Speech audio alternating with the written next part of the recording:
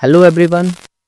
इस वीडियो में हम पढ़ने वाले हैं मैथमेटिक्स का एक इंटरेस्टिंग टॉपिक जिसका नाम है सेट या फिर उसको हम कहेंगे समुच्चय। वैसे तो ये टॉपिक क्लास फर्स्ट ईयर का है, लेकिन आपके एग्जाम में अगर आप टीजीटी की प्रिपरेशन कर रहे हैं या पीजीटी की प्रिपरेशन कर रहे हैं तो यहाँ से आपके कई सारे क्वेश्चंस पूछे जाते हैं। तो इस वीडियो में हम सेट से रिलेटेड बेसिक थ्योरी को कंप्लीट करेंगे, जिसमें मैं आपको सारी चीजें सिखाने वाला हूँ कि क्या क्या पॉइंट्स आपको यहाँ पर याद रखने हैं, और फिर हम बात करेंगे कि इससे रिलेटेड किस तरह के क्वेश्चंस आपके एग्जाम में पूछे जाते हैं। तो देखो, अगर हम सेट को डिफाइन करना चाहें तो किस तरह से इसको हम लिख सकते हैं कि a well defined collection of objects is a set. यहाँ पर हम ऑब्जेक्ट्स भी कह सकते हैं या फिर एलिमेंट्स कह सकते हैं, इस तरह के वर्ड जो हैं यूज किए जाते हैं। तो जनरली मैं आपको बताऊं ये है क्या चीज। ये एक तरीके से ना फैमिली को रिप्रेजेंट करता है। जैसे मान लो आप हैं, आपके परिवार में 2-4 लोग हैं, आपका भाई हो गया, आपकी सिस्टर हो गई और आपकी मम्मी पापा हो गए। तो अगर इन सबको मैं एक ग्रुप में रख दूं तो ये एक तरीके का सेट कहलाएगा। या फिर हम इससे अलग कुछ एग्जाम्पल ले सकते हैं। जैसे मान लो मैंने ये कहा कि भाई ए सेट है कोई भी और उसमें क्या नंबर्स लिखे हैं 1 2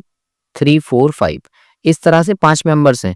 तो देखो, ए जो रिप्रेजेंट कर रहा है ये एक सेट को रिप्रेजेंट कर रहा है कि ये सेट है, ठीक है। और इसके अंदर जो ये टर्म्स लिखे हुए हैं ये वास्तव में एलिमेंट्स हैं, ठीक है। या फिर इनको हिंदी में हम कहते हैं अवयव।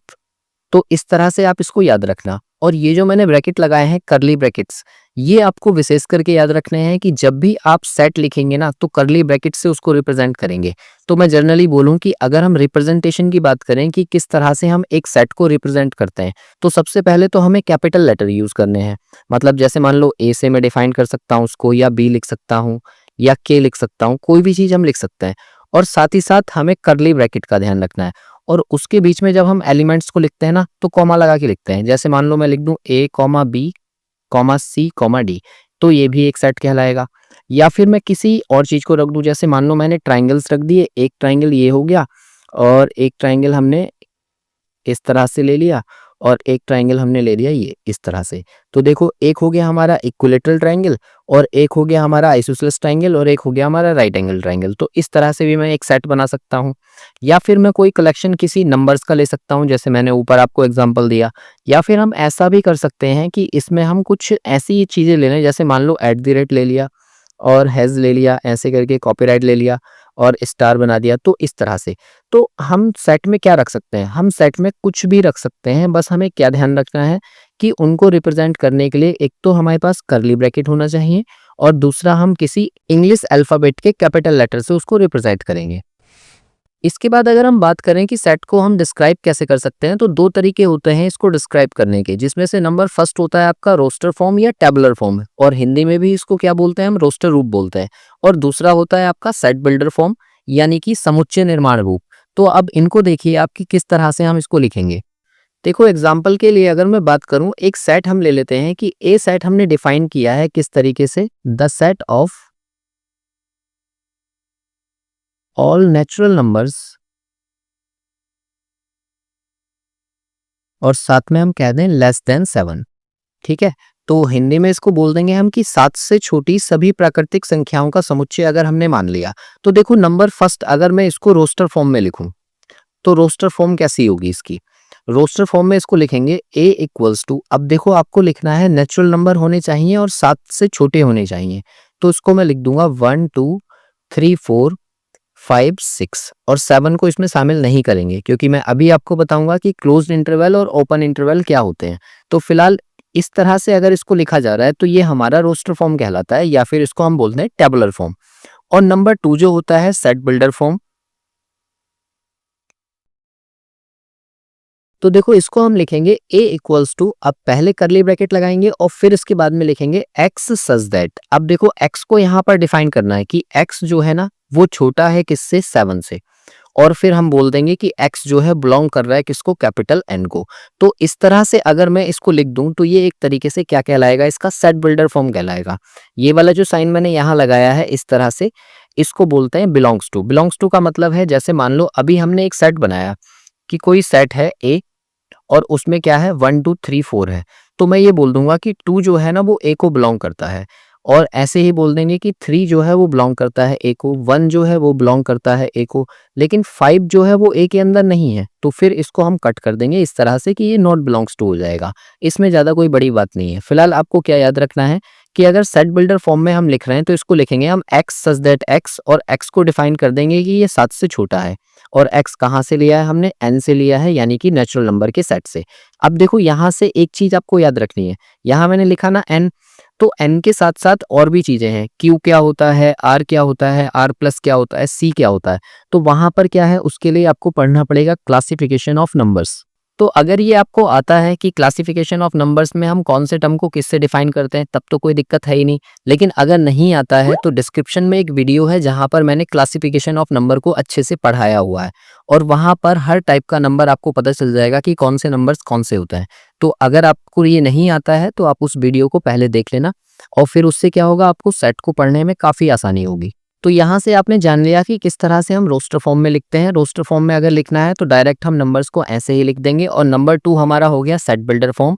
तो सेट बिल्डर फॉर्म में कुछ इस तरह से लिखा जाएगा कि x सच दैट x, और जो भी x है उसको हम डिफाइन कर देंगे उसके आगे। जैसे एक और एग्जाम्पल से आप समझिए, सपोज मैंने b बोल दिया और b को क्या बोल दिया कि ऑल प्राइम नंबर्स ले लो आप, ऑल प्राइम नंबर्स, और कब के, लेस देन 11, मतलब 11 से छोटे सभी प्राइम नंबर्स ले लो और उसके लिए सेट बनाओ। तो आप मुझे बताओ कि अगर हम इसकी रोस्टर फॉर्म लिखें तो कैसे लिखी जाएगी। आप कहोगे बी बनाओ और फिर उसके बाद में करली ब्रैकेट, और इस करली ब्रैकेट के अंदर हम लिख देंगे सारे के सारे नंबर्स कौन कौन से, जो कि हम 11 से छोटे प्राइम नंबर्स देखते हैं। तो वो क्या होंगे, पहला प्राइम नंबर 2 होता है, 1 प्राइम नहीं होता है, ठीक है। फिर उसके बाद 3 होता है, फिर उसके बाद 5 होगा, फिर उसके बाद 7 होगा, और 7 के बाद में कोई भी नहीं होगा, क्योंकि लेस देन 11 बोला है ना, इसलिए मैं इसमें 11 को शामिल नहीं करूंगा। तो इसलिए मेरा जो सेट बनेगा वो कुछ इस तरीके का बन जाएगा कि हमारा रोस्टर फॉर्म ये है।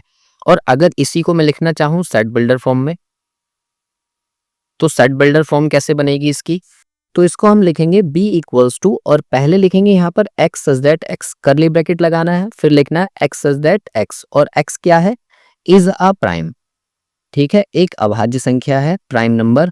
और कैसा नंबर है, आप x को यहाँ डिफाइन कर दो कि x जो है वो 1 से तो बड़ा है और छोटा है किससे, 11 से, और इस तरह से करली ब्रैकेट क्लोज कर दो। और ये जो है हमारा सेट बिल्डर फॉर्म हो गया इस वाले सेट के लिए। आई होप दोनों ही चीजें आपको समझ आ गई होंगी कि किस तरह से हम सेट को रिप्रेजेंट कर रहे हैं।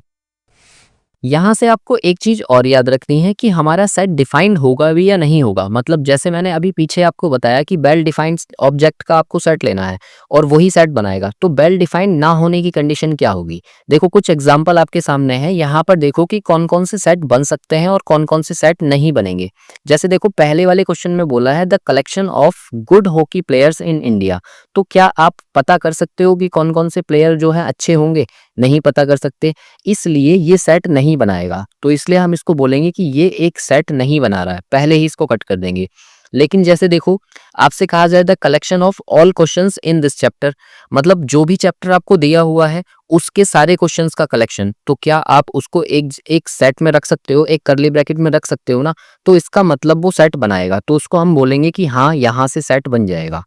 ऐसे ही देखो कुछ और एग्जांपल्स हो सकते हैं, जैसे मान लो मैंने कहा कि the set of all vowels in word equation. अब इक्वेशन के अंदर अगर आप देख रहे हो तो ई आपका बॉबल है, यू आपका बॉबल है, ए बॉबल है, आई बॉबल है और ओ बॉबल है। तो इसको मैं सीधे सीधे सेट बना सकता हूं ना कि ए ई आई ओ यू एक करली ब्रैकेट के अंदर आ जाएंगे, मतलब सेट बन गया। तो हम बोलेंगे कि यहाँ से इसका भी सेट हम बना सकते हैं। लेकिन आपसे अगर कहा जाए a collection of most dangerous animal of the world, तो संसार के सबसे खतरनाक जानवरों का अगर आप कलेक्शन बना रहे हो तो हम उसे एक वेल डिफाइंड सेट में नहीं रख सकते ना, तो हम बोलेंगे कि ये तो सेट नहीं बनेगा, इस कंडीशन में नहीं बनना। लेकिन अगर वो लिमिटेड कर दे, जैसे मान ले बोल दे कि आपसे कहा जाए a collection of novel written by Munshi Premchand, अब मुंशी प्रेमचंद के द्वारा लिखी हुई रचना ही हमें लेनी है, तो यहाँ पर तो हम एक सेट बना सकते हैं, तो इसका मतलब ये सेट बना देगा। इसलिए आपको कहीं पर तो ऐसी कंडीशन आएगी जहां सेट बनेगा और कहीं पर ऐसी कंडीशन आएगी कि सेट नहीं बनेगा। तो आपको ध्यान रखना है कि मुझे वेल डिफाइंड कलेक्शन चाहिए ना, तो वेल डिफाइंड एलिमेंट्स मुझे मिल जाने चाहिए जिसे मैं करली ब्रैकेट के बीच में लाके रख दूं। अगर नहीं रखे जा रहे हैं तो इसका मतलब सेट नहीं बन रहा है। तो यहाँ तक आपने 3 चीजें सीख ली, एक सेट कब बनेगा और कब नहीं बनेगा, और दूसरा सेट को हम डिस्क्राइब कैसे कर रहे हैं। 2 तरीके हो गए हमारे, रोस्टर फॉर्म या टेबुलर फॉर्म और सेट बिल्डर फॉर्म। इसलिए तीनों चीजें आपको याद रखनी है। इसके बाद देखिए हम पढ़ेंगे one by one types of sets की, यानी कि कितने प्रकार के समुच्चय होते हैं। तो जिसमें से नंबर फर्स्ट होता है आपका एम्प्टी सेट, या इसका दूसरा नाम होता है वॉइड सेट, या फिर इसको हम नल सेट भी बोलते हैं। तो डेफिनेशन आपके सामने है, मैं आपको बताता हूं कि अगर कोई एक सेट आपके पास ऐसा है जिसके अंदर कोई भी एलिमेंट नहीं है, मतलब ब्रैकेट खाली है, तो उसको हम बोलेंगे कि वो एम्प्टी सेट है। ठीक है, एम्प्टी सेट है या रिक्त समुच्चय है। ठीक, अब इसके अंदर इसको क्या किसी दूसरी तरीके से भी रिप्रेजेंट करते हैं? बिल्कुल, इसको हम खाली फाई से भी दिखाते हैं कि अगर फाई बना हुआ है तो वो भी क्या है? एम्प्टी सेट है। लेकिन इसमें एक चीज आप ध्यान रखना, कुछ लोग इसको फाई को देखकर सीधे समझ लेते हैं कि ये एम्प्टी सेट होगा। अगर मैं एक सेट आपको बनाकर दूं और वो कुछ इस तरीके से दिख रहा है, कर्ली ब्रैकेट के अंदर फाई बना हुआ है, अब ये एम्प्टी सेट नहीं है, नॉट अ एम्प्टी सेट। क्यों नहीं है? क्योंकि यहाँ पर जो फाई है ना, हमारे लिए एलिमेंट के जैसे ट्रीट करेगा। लेकिन अगर अकेला फाई बना हुआ है और उस पर कर्ली ब्रैकेट नहीं लगा हुआ है तो वो एम्प्टी सेट के जैसे ट्रीट करेगा। तो इसलिए ध्यान रखना, इसमें काफी सारे लोगों को बहुत ज्यादा कंफ्यूजन रहता है। तो हम ये बोलेंगे कि अगर ये फाई ब्रैकेट के अंदर है तो ये एक एम्प्टी सेट को रिप्रेजेंट नहीं कर रहा है, लेकिन अगर अकेला फाई बना हुआ है तो वो एम्प्टी सेट को रिप्रेजेंट कर रहा है। इसका एग्जाम्पल क्या हो सकता है? जैसे मैं एक सेट को रिप्रेजेंट कर दूं R से और उसमें लिख दूं कि x सच दैट x, और x के बारे में हम ये बता देते हैं कि x की जो वैल्यू है वो बड़ी होनी चाहिए 4 से, लेकिन छोटी होनी चाहिए 3 से। क्या ऐसा कुछ संभव है कि कोई एक ऐसी वैल्यू एग्जिस्ट करती हो जो 3 से तो छोटी हो लेकिन 4 से बड़ी हो? ऐसा कभी भी नहीं होगा। तो इसका मतलब इसको मैं बोलूंगा कि ये फाई है या एम्प्टी सेट है, इसके अंदर कोई भी एलिमेंट नहीं आने वाला है। या फिर एक और सेट हम एग्जांपल में ले सकते हैं कि a मैंने मान लिया और उसको मैंने ये कहा कि x सच दैट x, और x क्या है? एक नेचुरल नंबर है, और साथ ही साथ मैं बोल दूं कि x की जो वैल्यू है वो छोटी होनी चाहिए 1 से। तो आप मुझे बताओ कि 1 से छोटा कोई नंबर हो सकता है जो नेचुरल नंबर हो? नहीं, क्योंकि हम जानते हैं नेचुरल नंबर का सेट ही 1 से स्टार्ट होता है।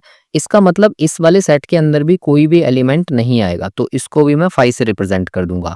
तो ऐसे जितने भी सेट होंगे जिसके अंदर कोई भी एलिमेंट नहीं आएगा उसको हम एम्प्टी सेट बोल देंगे, या नल सेट बोल देंगे, या फिर बोलेंगे वॉइड सेट, या फिर इसको हम हिंदी में बोलते हैं रिक्त समुच्चय। इसलिए आप इसको याद रखना।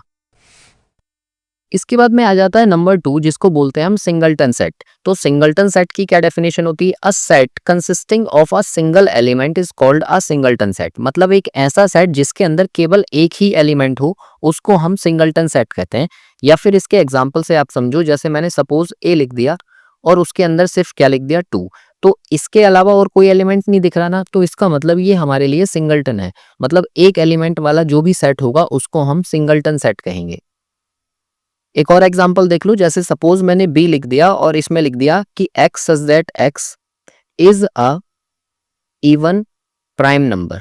ठीक है, इवन भी होना चाहिए और प्राइम भी होना चाहिए, और इस तरह से मैंने इसको डिफाइन कर दिया। तो आप ये देखो कि इवन नंबर और प्राइम नंबर दोनों एक साथ कौन सा नंबर होता है? वो 2 होता है। तो इसका मतलब इसके अंदर एक ही एलिमेंट आएगा, तो ये वाला जो सेट कहलाएगा इसको हम सिंगलटन सेट कहेंगे। एक और एग्जांपल से समझो, सपोज मैंने सी बोल दिया और वहां पर बोल दिया कि x सच दैट x, और x जो है हमने कहाँ से लिया है? n से लिया है, और साथ ही साथ एक्स स्क्वायर की जो वैल्यू है वो 9 आनी चाहिए। तो अब आप ये बताओ कि इसमें अगर इसको मैं सॉल्व करूं तो मुझे क्या एलिमेंट मिलेगा? तो आप कहोगे कि सी के अंदर ये एक्स स्क्वायर इक्वल्स टू 9 दिया है ना, तो एक्स स्क्वायर के 9 को इधर ले आओ तो ये 9 इधर आ जाएगा इक्वल्स टू 0। मतलब इसको हम कह देंगे कि ये x प्लस 3 और x माइनस 3 दो फैक्टर्स देगा, यानी कि x की वैल्यू एक तो 3 आने वाली है और एक x की वैल्यू -3 आने वाली है। तो अगर हमसे ये कहा गया है कि ये सेट हमने n से लिए हैं, मतलब जो एलिमेंट्स हैं वो n से लिए हैं, तो क्या -3 इसके अंदर आएगा? नहीं। तो इसका मतलब इसको हम छोड़ देंगे, और यहाँ से बचा क्या? सिर्फ एक एलिमेंट, तो हम बोलेंगे कि इसके अंदर सिर्फ 3 आएगा। तो दूसरा एलिमेंट कोई नहीं आ रहा है, इसलिए ये क्या है? सिंगलटन सेट है। अब देखो यहाँ पर बच्चों से मिस्टेक क्या होती है, ये -3 भी अगर वो इसके अंदर शामिल कर लें, जैसे मान लो आपसे कहा जाए कि ये वाला जो है सिंगलटन सेट होगा या नहीं होगा, तो आप ये इसके अंदर जो फैक्टर्स रखोगे वो 3 और -3 दोनों रख लोगे कि हमारा सेट तो ये बन रहा है, और फिर इसके अंदर 2 एलिमेंट मान लोगे और ये मिस कर दोगे कि यहाँ पर n बोला था।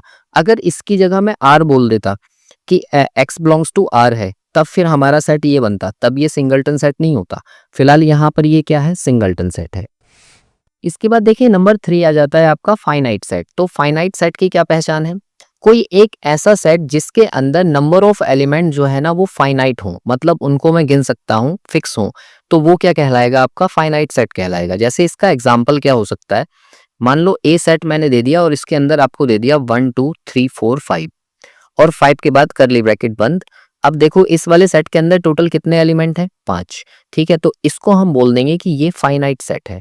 ठीक है, जैसे मान लो बी मैंने कह दिया, इसके अंदर मैंने दे दिया ए, दे दिया ई आई ओ यू, इसके अलावा और कुछ नहीं है। तो आप मुझे बताओ कि क्या इसके अंदर डेफिनेट नंबर ऑफ एलिमेंट्स हैं? बिल्कुल। तो सारे के सारे एलिमेंट क्योंकि डेफिनेट हैं तो इसको हम क्या बोलेंगे, फाइनाइट सेट बोलेंगे। और इसी का अपोजिट हो जाएगा इनफाइनाइट सेट। तो अगर नंबर ऑफ एलिमेंट जो है वो फिक्स नहीं है, मतलब वो वेरी कर रहे हैं, तो इस तरीके का जो सेट होगा उसको हम बोलेंगे इनफाइनाइट सेट। यानी कि इसका एग्जांपल क्या हो जाएगा, जैसे सपोज मैंने ए के अंदर आपको दे दिया नेचुरल नंबर का सेट 1 2 3 4 5 और डॉट डॉट डॉट करके ये फाइनल आगे तक बढ़ गया। अब आप ये बताओ कि इसमें जो ये डॉट डॉट करके मैंने आगे बढ़ाया है, कुछ फिक्स एलिमेंट्स हैं इसमें कि कितने एलिमेंट्स होंगे? नहीं। तो इसका मतलब ये क्या है, इनफाइनाइट सेट है। इसके बाद देखो एक और एग्जांपल बी, अगर हम मान लें कि यहाँ पर मैंने 2 बोल दिया, फिर 3, फिर 5, फिर 7, फिर उसके बाद में 11 और फिर 13 और इस तरह से डॉट डॉट डॉट करके आगे तक इसको बढ़ा दिया। तो आप ये बताओ कि क्या इसके अंदर नंबर ऑफ एलिमेंट फिक्स हैं? नहीं। तो इसलिए हम इसको भी क्या बोलेंगे, इनफाइनाइट सेट बोलेंगे। और कई कंडीशन तो ऐसी भी आती हैं जिसमें आपको वो कंफ्यूज करता है ऐसा दिखा के। जैसे मान लो फाइनाइट सेट का ही एक एग्जांपल मैं कह दूं कि मैंने सपोज यहाँ पर z लिख दिया और z को किस तरह से दिखा दिया, यहाँ पर लिख दिया 1 2 3 और डॉट डॉट डॉट करके इसको मैंने कह दिया कि ये 100 तक जा रहा है और फिर क्लोज कर दिया। अब आप देखो यहाँ पर देख रहे हो कि ये डॉट डॉट करके आगे बढ़ा दिया, लेकिन क्या नंबर ऑफ एलिमेंट में इसमें गिन नहीं सकता? मैं पहले ही बता रहा हूँ कि इसके अंदर कितने हैं, 100 हैं। अगर 100 है तो वो फाइनाइट है, तो इसलिए इससे कंफ्यूज नहीं होना। लेकिन ये डॉट डॉट डॉट करके अगर आगे चला गया तो तब मुझे नहीं पता कि इसमें कितने एलिमेंट्स होंगे, तो इस केस में ये कैसा हो जाएगा, इनफाइनाइट हो जाएगा। एग्जाम में जो क्वेश्चन आपसे पूछा जाता है तो जनरली 4 ऑप्शन आपको दे दिए जाते हैं और उन चारों में से 1 आपको फाइंड करना होता है कि बताओ कौन सा वाला फाइनाइट है, या फिर वो आपसे पूछ लेगा कि बताओ कौन सा वाला इनफाइनाइट है, तब आपको इसकी जरूरत पड़ने वाली है। इसके बाद देखिए जो नेक्स्ट टाइप है सेट का वो है इक्विवेलेंट सेट। तो इससे पहले कि मैं आपको इक्विवेलेंट सेट पढ़ाऊं उससे पहले आप ये जानो कि कार्डिनल नंबर क्या होता है या फिर कार्डिनैलिटी क्या होती है। तो देखो कार्डिनैलिटी को पढ़ने के लिए आपको ये समझना होगा कि जैसे मान लो कोई सेट ए मेरे पास है और उस सेट के अंदर मैंने कहा 1 2 3 4 5 है, तो यहाँ पर टोटल नंबर ऑफ एलिमेंट इसके कितने हो गए, 5। तो यहाँ से मैं बोलूंगा नंबर ऑफ ए जो है ना वो 5 है और यही जो है ये इसका कार्डिनल नंबर कहलाता है। ठीक है, ये आपको याद रखना है। ऐसे ही देखो सपोज मैंने बी सेट आपको दिया और बी सेट में मैंने लिख दिया 2 लिखा, 3 लिखा, 5 लिखा, 7 लिखा, 9 लिख दिया और 11, इस तरह से इसको बना दिया। तो आप देखो कि यहाँ पर नंबर ऑफ एलिमेंट कितने हैं, 1 2 3 4 5 6 है। तो हम बोलेंगे कि नंबर ऑफ बी जो है ना यहाँ पर 6 है और किसी को मैं क्या बोल रहा हूँ, इसका कार्डिनल नंबर बोल रहा हूँ। तो यहाँ से आप याद रखना कि कार्डिनल नंबर को मैं नंबर ऑफ टर्म्स में भी दिखा सकता हूँ या फिर मैं इसको ऐसे भी दिखा सकता हूँ कि मोड के अंदर हमने लिख दिया कि ये 5 है, क्योंकि ए के अंदर टोटल कितने एलिमेंट हैं, 5 हैं। अब इसके बाद आप समझो कि इक्विवेलेंट सेट क्या होता है। तो देखो जैसे मान लो हमारे पास कोई 2 सेट हैं, एक सेट के अंदर उसका कार्डिनल नंबर और दूसरे सेट का जो कार्डिनल नंबर है, अगर वो दोनों बराबर हैं तो वो इक्विवेलेंट सेट कहलाते हैं, भले ही उसके अंदर जो एलिमेंट्स हैं वो कुछ भी हों। मतलब क्या है इस बात का, जैसे मान लो मैंने कहा कि एक ए सेट है और ए सेट के अंदर मैंने कहा 1 2 3 4 लिखा हुआ है, ठीक है, और इसके बाद में मैंने एक बी सेट ले लिया और बी सेट के अंदर मैंने लिख दिया 5 6 7 और 8। तो आप ये देखो कि यहाँ पर टोटल एलिमेंट कितने हैं, 4, तो इसका कार्डिनल नंबर 4 हो गया। और यहाँ पर टोटल एलिमेंट कितने हैं, 4, तो इसका भी कार्डिनल नंबर 4 हो गया। तो ये जो दोनों सेट है ना ए और बी, ये दोनों इक्विवेलेंट सेट कहलाएंगे। लेकिन इसी से अगला जो हम पढ़ने वाले हैं वो है हमारे लिए इक्वल सेट्स। तो इक्वल सेट्स के केस में ना नंबर ऑफ एलिमेंट्स तो बराबर होना ही चाहिए और साथ ही साथ सेम एलिमेंट्स होने चाहिए। तो पहले आप उसको समझो कि इक्वल सेट्स क्या होते हैं। देखो जैसे हमारे पास एक ए सेट दिया हुआ है और उसके अंदर क्या है 1 2 3 4 और इस तरह से फिर बी सेट दिया हुआ है और बी सेट के अंदर भी क्या है एलिमेंट, 3 है, 4 है, 1 है और 2 है, इस तरह से। अब आप एक बात सोचो कि ए के अंदर जो एलिमेंट है क्या वही एलिमेंट बी के अंदर भी हैं? बिल्कुल सेम है। तो यहाँ पर जो मैं बोलूंगा कि नंबर ऑफ ए जो है ना वो नंबर ऑफ बी के बराबर है। तो ये वाली कंडीशन तो इक्विवेलेंट के लिए भी थी, लेकिन अगर सेम एलिमेंट्स हैं, जो एलिमेंट्स ऊपर हैं वही एलिमेंट्स नीचे भी हैं, तो हम बोलेंगे कि ए बराबर बी हो जाएगा। अब इन दोनों को हम बोलेंगे कि ये दोनों इक्वल सेट्स हैं। फिर क्या एक एग्जांपल मैं आपको और देता हूं कि ये इक्वल सेट्स हो सकते हैं क्या। जैसे मान लो ए सेट मैंने आपको दे दिया 1 2 3 4 और 5, और इस तरह से फिर एक बी सेट मैंने आपको बना दिया कि 1 2 3 4 5 और 5, इस तरह से मैंने लिख दिया। तो क्या ये दोनों इक्वल सेट होंगे? आप ये बताओ। तो आप ये बोलोगे यहाँ पर कि ये जो 5 मैंने यहाँ 2 बार लिख दिया ना, बस यही गलती कर दी कि ये तो सेट बनेगा ही नहीं। क्यों नहीं बनेगा? किसी भी सेट के अंदर किसी एलिमेंट को ना हम 2 बार काउंट नहीं कर सकते। तो ये ध्यान रखना, ऐसी मिस्टेक भी आप कर सकते हो कि एक ही एलिमेंट को 2 बार काउंट कर लो। आप ध्यान रखना कि सेट के अंदर कोई भी एलिमेंट 2 बार नहीं काउंट होगा। ऐसा मैं क्यों बोल रहा हूँ? देखो, मैंने अभी आपको बताया था कि आपकी जो फैमिली है वो एक सेट है। तो उस सेट के अंदर आपके पापा हो गए, आपकी मम्मी हो गई, और आपका भाई हो गया, आपकी सिस्टर हो गई, और एक आप खुद हो गए। आपको आई मान लेते हैं, ठीक है। और मान लो आपकी फैमिली को हम के से रिप्रेजेंट कर रहे हैं। तो इस फैमिली में मेंबर्स अगर हम काउंट करें तो कैसे लिखेंगे कि भाई फादर हो गए, मदर हो गई, और फिर भाई हो गया, और सिस्टर हो गई, और आप हो गए। अब अगर मैं इसमें इसको इस तरह से लिख दूं कि के मैंने पहले आपको काउंट कर लिया, और फिर आपकी सिस्टर, फिर आपके भाई को, फिर आपकी मदर को, फिर आपके पापा को, इस तरह से ये सेट बन गया। तो इन दोनों में कोई अंतर थोड़ी ना आ रहा है। सेट में सारे मेंबर्स एक साथ ही तो लिए जा रहे हैं, ये सारे के सारे। लेकिन क्या किसी मेंबर को 2 बार गिना जा सकता है? तो देखो, अगर मैं इसको ऐसे लिखूं कि के को हम लिख देते हैं, पहले आपको लिख लिया, फिर आपके सिस्टर को लिख लिया, फिर भाई को लिख लिया, फिर मदर को लिख लिया, फिर आपको लिख लिया, और फिर आपके पापा को लिख लिया। तो आप देखो यहाँ पर आपको 2 बार काउंट कर लिया ना। तो क्या एक ही फैमिली में एक कैंडिडेट 2 बार काउंट हो सकता है? नहीं। तो इसका मतलब ये तो गलत हो गया ना, क्योंकि हमने एक कैंडिडेट रिपीट कर दिया। इससे तो आपके घर में नंबर ऑफ पर्सन बढ़ जाएंगे और हमारा सेट गलत हो जाएगा। इसलिए याद रखना कि कभी भी हम सेट में मेंबर्स को रिपीट करके नहीं रखेंगे। इसके बाद देखिए, सेट में जो नेक्स्ट टॉपिक आपका आ जाता है वो है सबसेट। तो सबसेट क्या चीज है? If every element of A is an element of B, मतलब ए का हर एक एलिमेंट बी का भी एलिमेंट हो, then A is called a subset of B. तो ए को जो है हम बी का क्या कहेंगे? सबसेट कहेंगे। और इसको रिप्रेजेंट करेंगे हम कुछ इस तरह से कि ए को हम कुछ इस साइन से रिप्रेजेंट करेंगे, ऐसे। और ये सबसेट का साइन होता है। ये वाला जो साइन हमने लगाया है इसको हम लिखेंगे कि ये सबसेट को बता रहा है या उपसमुच्चय को बता रहा है। इसका क्या मीनिंग है, इसे एक एग्जांपल से समझिए। सपोज मैंने ए के अंदर कुछ एलिमेंट्स लिख दिए 1 2 3, और बी के अंदर मैंने बड़ा एक सेट बना दिया, उसमें लिख दिया 1 2 3 4 5। तो आप ये देखो कि क्या ए का हर एक एलिमेंट बी के अंदर भी अवेलेबल है? तो आप कहोगे 1 भी है, 2 भी है, और 3 भी है। ये तीनों एलिमेंट्स इसके अंदर आ रहे हैं। बाकी एक्स्ट्रा कितने भी हो इससे हमें कोई मतलब नहीं है। फिलहाल आप ये देखो कि क्या ए का हर एक एलिमेंट बी के अंदर है? तो आप कहेंगे है। तो इसका मतलब ए जो है ना वो सबसेट कहलाएगा, कि A is the subset of B. ये वाली कंडीशन यहाँ से बन जाती है, क्योंकि इसके सारे एलिमेंट इसके अंदर हैं। तो ये इसका एक छोटा सेट हो गया ना, तो इसको लगा देंगे। अब इसी केस को देखो हम एक और तरीके से भी लिखते हैं। सपोज ए के अंदर मेरे पास होता 1 2 3, ठीक है, और बी के अंदर भी क्या होता? 1 2 3। तो आप मुझे ये बताओ कि क्या ए के सारे एलिमेंट्स बी के अंदर हैं? तो बिल्कुल है। तो इसको हम लिख सकते हैं A is the subset of B. तो अब इसके नीचे ना ये इक्वल का साइन और लगा देंगे कि ये जो एलिमेंट्स है ना वो बराबर भी हो सकते हैं। तो इसका मतलब ये दोनों को हम रिप्रेजेंट कर सकते हैं इस तरह से, ये हो या ये हो, दोनों सही हैं, और इसको हम बोलते हैं सबसेट होंगे। और अगर ये सबसेट नहीं होता तो इस सबसेट के साइन को हम कट कर देते। जैसे एक और एग्जांपल देखो, जैसे मान लो सपोज मैं लिख दूं ए, मैंने लिख दिया यहाँ पर 1 2 3 और एक 5 लिख दिया, और यहाँ पर बी जो लिख दिया वो लिख दिया मैंने 1 2 3 4, और बस इतना ही। तो आप ये बताओ कि क्या ए का हर एक एलिमेंट बी के अंदर है? नहीं है, क्योंकि ये स्टार्टिंग के 3 तो दिख रहा है, लेकिन 5 दिख रहा है क्या?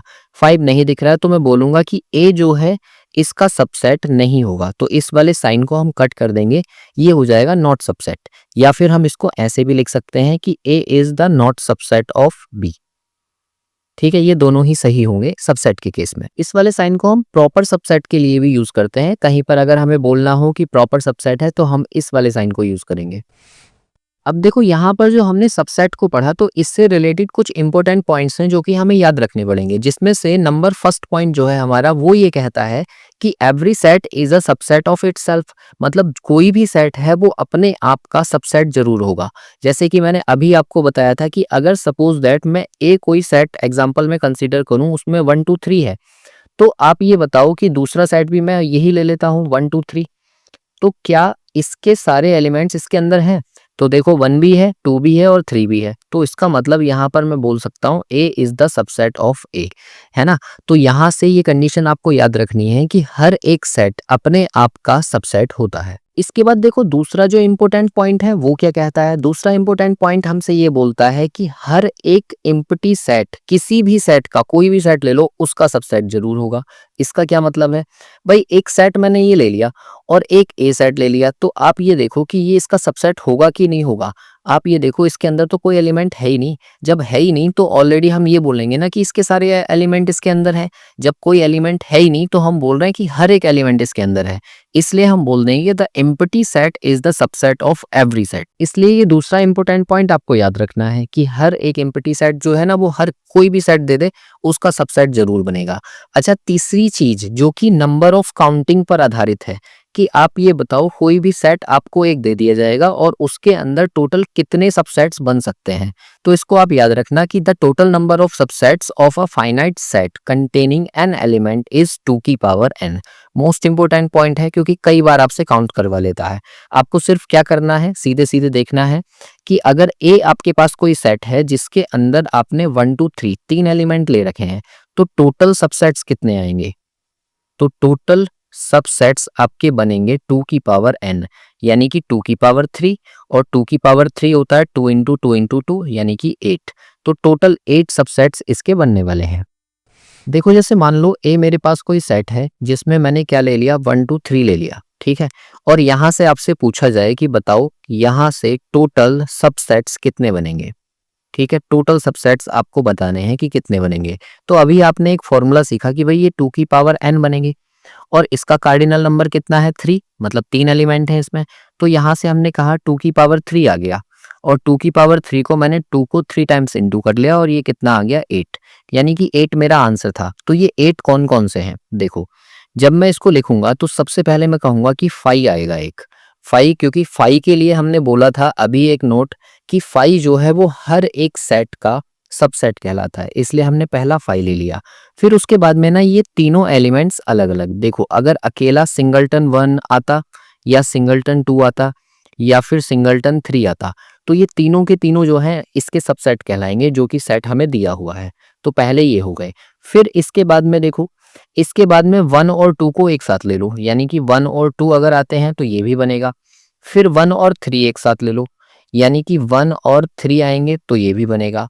और फिर उसके बाद में 2 और 3 ले लो, यानी कि 2 और 3 आएगा तो ये भी बनेगा। और फिर उसके बाद में इन तीनों को एक साथ ले लो, यानी कि 1 2 3, क्योंकि हमने ये पॉइंट भी पढ़ा है कि कोई सेट अपने आप का भी क्या होता है, सबसेट होता है। तो अब आप यहाँ पर देखो ये टोटल कितने हुए, 1 2 3 4 5 6 7 8, और मैंने अभी ऊपर कितना बताया था कि टोटल कितने बनेंगे, 8 बनेंगे। तो इस तरह से हम ये सारे के सारे सबसेट्स लिख सकते हैं। और यहाँ से एक इम्पोर्टेंट पॉइंट याद रखना कि अगर ये जितने सारे मुझे दिए हुए हैं इनको मैं रख देता हूँ किसी एक बड़े करली ब्रैकेट में, तो ये बन जाएगा हमारा पावर सेट। इसका क्या मतलब है, जैसे मान लो मैं यहाँ से एक सेट ये लिख दूँ, करली ब्रैकेट के अंदर 5 भी रख लिया मैंने, और फिर उसके अंदर 1 भी रख लिया, फिर उसके अंदर 2 भी रख लिया, ये मैं करली ब्रैकेट लगा रहा हूँ। फिर उसके बाद 3 भी रख लिया, फिर उसके बाद 1 2 भी रख लिया, फिर उसके बाद में 1 3 भी रख लिया, और फिर 2 3 भी, और यहाँ से 1 2 3 भी। और इसके बाद मैंने एक बड़ा ब्रैकेट ये लगा दिया और एक स्टार्टिंग में लगा था। तो इसको मैं पावर सेट ऑफ ए से रिप्रेजेंट कर दूंगा कि ये जो है इसका क्या कहला रहा है, पावर सेट कहला रहा है या फिर घात समुच्चय कहला रहा है। तो ये भी याद रखना, कहीं पर अगर आपको पी ए पी वी लिखा हुआ दिखता है तो उससे आप पहचान जाना कि ये पावर सेट है और इसके अंदर क्या है, सारे के सारे सबसेट्स को कलेक्ट करके लिखा हुआ है। यहाँ से एक क्वेश्चन में आपसे मिस्टेक भी होती है, और वो क्या मिस्टेक है देखो, जैसे हमने अभी यहाँ पर पढ़ा कि टोटल सबसेट्स हमारे कितने बनते हैं, 2 की पावर n बनते हैं। लेकिन अगर वो पूछ ले कि प्रॉपर सबसेट्स कितने बनेंगे, तो प्रॉपर सबसेट्स में ना मैं इस 5 को काउंट नहीं करता हूँ, बस ये चीज ध्यान रखना। तो अगर ये पूछ लेता है कि अगर कोई सेट आपके पास है जिसके अंदर n एलिमेंट्स हैं, तो उसके टोटल प्रॉपर सबसेट्स कितने बनेंगे, तो आप कहोगे कि 2 की पावर n माइनस 1 बचेंगे। और ये जो -1 मैंने किया है, ये किसकी वजह से किया है कि इस वाले 5 को हम इसके अंदर शामिल नहीं कर रहे हैं। जब भी हम प्रॉपर लिखेंगे तो प्रॉपर के अंदर जो हमारा एम्प्टी सेट होगा उसको रिमूव कर देंगे, बाकी के हमारे आ जाएंगे। तो यहाँ से ये ध्यान रखना कि जब भी नंबर ऑफ सबसेट्स काउंट करने के लिए आता है, तो ध्यान दो कि टोटल सबसेट्स पूछे हैं उसने या फिर प्रॉपर सबसेट्स पूछे हैं। अगर वो प्रॉपर सबसेट्स पूछ रहा है तो आप 2 की पावर n माइनस 1 सॉल्व करेंगे, और अगर वो टोटल सबसेट्स पूछ रहा है तो उसमें आप 5 को शामिल कर लेंगे।